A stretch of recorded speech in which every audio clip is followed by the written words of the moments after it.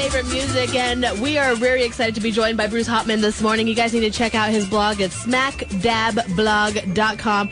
Hilarious. I love it. And Bruce, thank you so much for joining us this morning. Hey, thanks for having me on, guys. You called us a while back, and this is how we came to know you. Called us on Mid-Kid Day. Yeah, on Mid-Kid Day. Thank you for remembering. Alerted us to its existence. Middle Child's Day, August 12th. August 12th, that's right.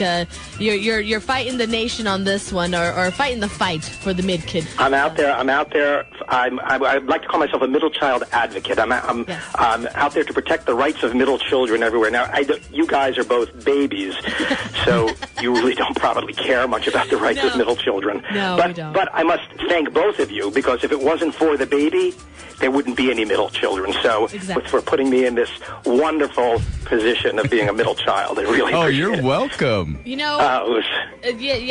think it's fantastic. And as a matter of fact, I was reading in your blog one of the previous ones about the idea that the families are getting smaller, so mid-kids are... Yeah, for everybody who's ever wished that, I wish the middle child would just go away, your dream might come true, because apparently, and I'm not good with math, but I noticed that based on these census statistics, the families are shrinking. And once they get below, like, 2 or close to 2, that means there's no middle child anymore. So we are an endangered species. Of course, you check out the list of endangered species, and they've got animals you've never heard of. There are caterpillars that they're more concerned about going extinct than middle children. But that's just the way it is. And then there's Bruce with his little half-open smile. Hey! It's just horrible. It's and I got to tell you, Thanksgiving, holiday time, if you got middle child syndrome, it kicks in big time around the holidays. And that's why, if I may just alert your listening audience, at the International Middle Child Union, we have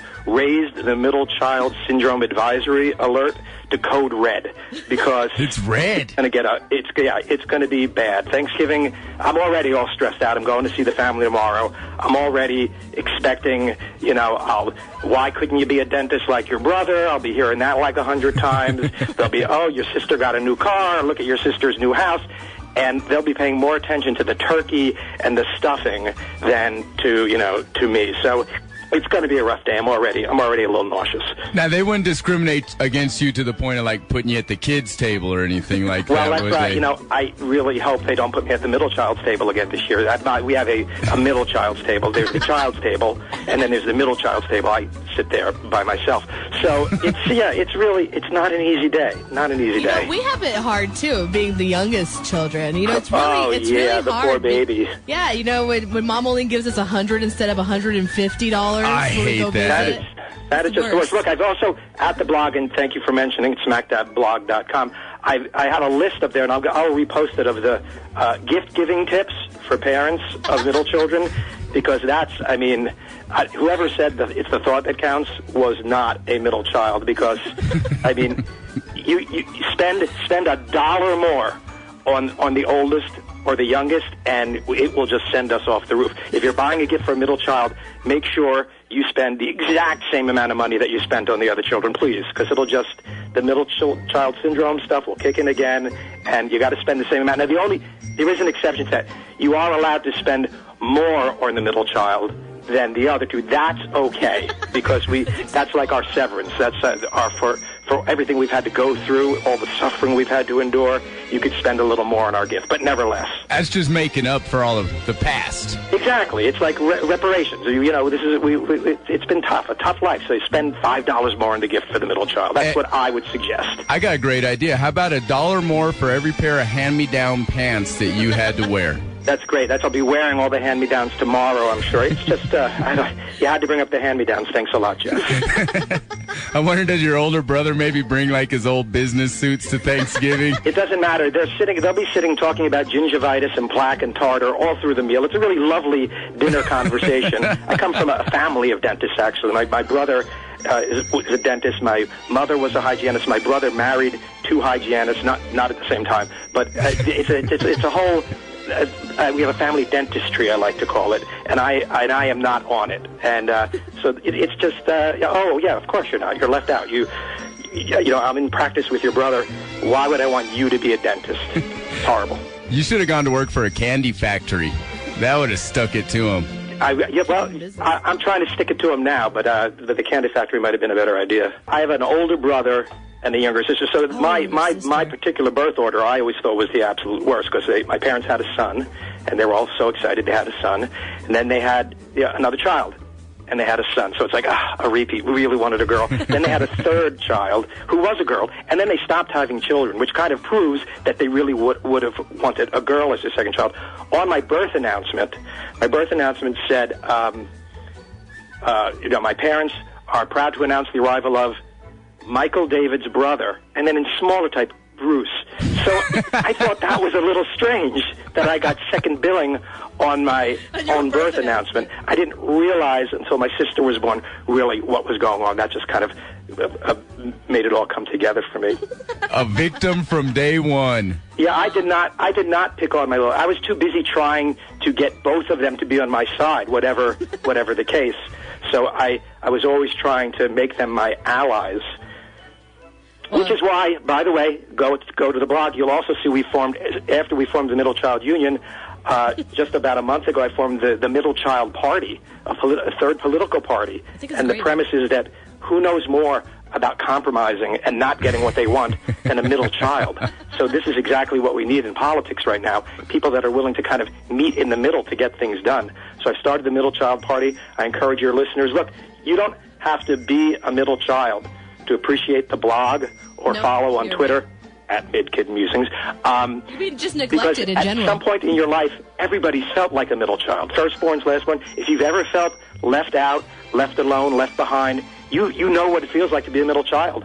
So you can sympathize with the cause, and you can appreciate everything that's going on at the blog, get behind the union, get behind the Middle Child Party.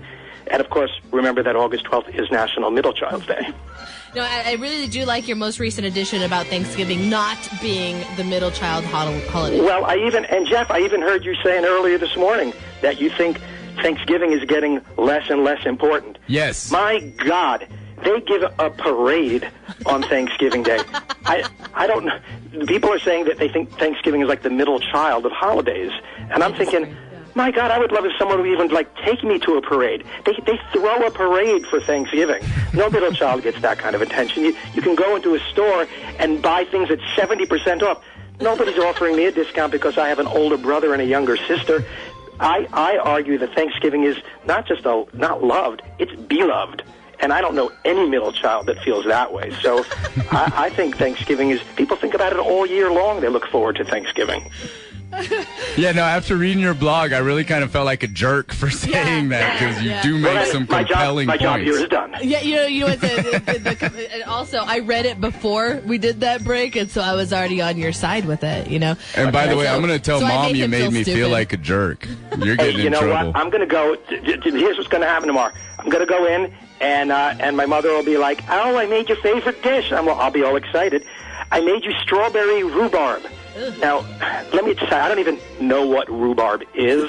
It's like a celery or something. It's not my favorite. It's my brother's favorite dish, and my sister really likes it. I hate strawberry rhubarb, but I've never wanted to upset my mother, so I've never actually told her. She might find out now, but this is what it's like being a middle child. They don't even remember your favorite food. You have to eat your brother and sister's favorite food, even if it's whatever rhubarb is. Yeah, you know what? Like I did say that my life was pretty much tortured by my older older sister and my older brother. But I also have to admit that mine and my brother's birthday were on they're 2 days. They're not even a day apart. They're 1st and 2nd of November. So every birthday party that we had Raggedy Ann and Andy cakes. And he was not happy about that. So looking back at it, yeah, he took out his his emotions on me. But there's a lot. Look, like you said, if you go to the blog, you'll find out everything you never wanted to know about being a middle child. It's there's every day it's something else, and it really follows you through. If you're as damaged as I am, it really it haunts you the rest of your life. My older sister to this day complains that my parents let me get away with more than her, and I'm 36 years old, and she still complains about it to this day. You know what? It doesn't even matter after a while if it really happened. Yet the middle child mindset and the middle child syndrome, working in you, it doesn't even matter. They could buy you like a Rolls Royce, and still there will be some issue. Look, I know we have our shortcomings as middle children. Don't get me wrong. I know we get a bad rap. I know they say we whine.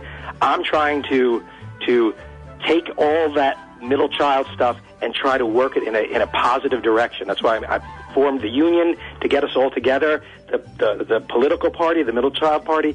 Maybe we could take these middle child qualities that people find so annoying and put them to good use. Maybe we can make good from them. So that's why I so appreciate you having me on and letting me spread the word to your audience, because I know there's lots of middle children out there. Not everybody wants to admit it, but I know you're out there. We know you're out there.